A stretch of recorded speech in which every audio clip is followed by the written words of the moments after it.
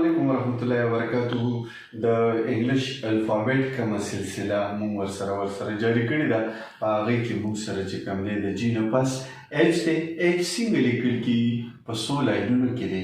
طریقه کار یې څنګه دی د چې کوم ځای نه سټارټ کېږي او په کوم ځای باندې اینډ کېږي دغه زه ستاسو په وړاندې پیش کوم که خیر انشاءالله العزیز تاسو به ترې ډېره فایده اړئ مونږ سره اوسئ ښه ګلونو ګورئ ورته د جي نه پس مونږ سره ایچ دی ایچ کوم ځای نه سټارټ کېږي څو لاینونو کې دی 1 2 3 4 لاینز دي مونږ سره بیسیک د انګلیش د الفابet دپاره ایچ چې کوم دی هغې کې مونږ سره په اپر 3 لاینز کې دی یعنې په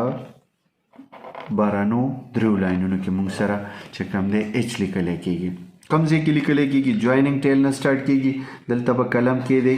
او ډایرکټ به چې کوم دی ټاپ لاین ته لاړ شئ ټاپ لاین ته تاسو د دې جویننګ ټیل جوړ کړو تر ټاپ لاین پورې د هغه ځای نه به واپس چې کوم دی سټارټینګ ایریا ته راشئ سټارټینګ ایریا ته تاسو راغئ د دې ځای نه دې ایچ کې چې کوم دی یو انویزیبل ورته مونږ هم ویلی شو تر څو چې ورته تاسو ډېر سوچ فکر نه کړی نو دې ښکاري نه خو دې پکې دلته کې یو ان پروت دی هغه ان د مډ 2 لاینز کې جوړول دي اور تھرڈ لائن ته به بیا راشي د تھرډ لاین نه به چې کوم دی د مډ 2 لاینز د سنټر ته به لاړ شئ نو تاسو سره به چې کوم دی دې کې یو ان جوړ شي اور ایچ به چې کوم دی تاسو سره کمپلیټ شي دا بره د دوو لاینونو کې چې کوم دی ټاپ 2 لاینز کې چې کوم دی دا یو سترګه په دې مډ 2 لاینز کې دا ان چې دی کې پروت دی دا یو او دا یو جویننګ ټیل په دغه باندې فرنٹ باندې او دا په بیک باندې دا د سپیسیفیکیشن دي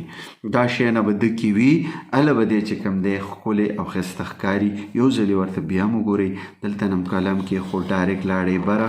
واپس راغئ دې ایریا ته چې کوم ځای نه سټارټ شوي و د هغه ځای نه بیا په دې مډ 2 لاینز کې تاسو چې کوم دی یو ان دی کې پټ غونته واچولو تاسو سره یو ښکلی ښایسته ایچ جوړ شو دغه اوس تاسو د نن سبق دا چې کوم دی مونږ سره ایچ دی ځکه زه تاسو ته په اردو کې ویم او په انګلیش کې هر یو ټکي د را روان ټکي دپاره پریکټسي که دا تاسو داسې کوئ نو تاسو الریډي چې کوم دی د اخرانو ټکو هم ستاسو چې کوم دی د هغو شوه پریکټس شو دا د دې ځای نه واله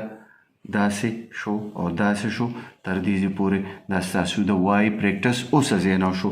وای ستاسو ښکلی شانته کې زده دی خو که تاسو ورته سوچ او فکر وکړو